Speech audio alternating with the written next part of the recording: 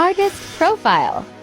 Susan Jaekel. Hello again, it's Jeremy from Atari Video Gamers Oasis. Welcome to my 2600. TikTok. This is part Page 2 120. of page 120 of the Part book two. Art of Atari by Tim Lapetino. We're reading another artist profile of Susan Jaekel. And before we move on to paragraph 2, I want to quickly, I didn't give enough attention to her photograph last video. Just want to quickly glance at her photograph again.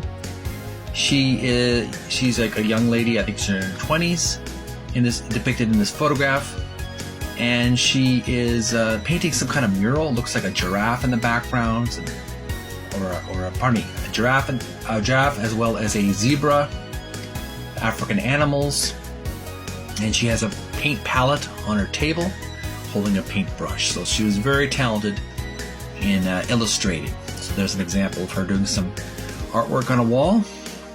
Moving on to paragraph 2 of page 120. It reads, Jaekel studied art at San Jose State University and then was connected to Atari through her friend and fellow illustrator Rick Goodice. Goodice was also working for Atari, NASA, and others. That friendship blossomed into much more, and the two formed a different sort of creative collaboration when they married in 1984. Artwork has always been a great selling tool, Jaekel said. The 70s and 80s were a great time for illustration. Art was everywhere, and it's different than now. But there will always be creative people making beautiful things. I worked in my own studio, freelancing, and next paragraph, worked in Los Gatos with a group of freelancers. I also worked in Sunnyvale. Los Gatos was a hotbed of artists, painters, sculptors, glass blowers.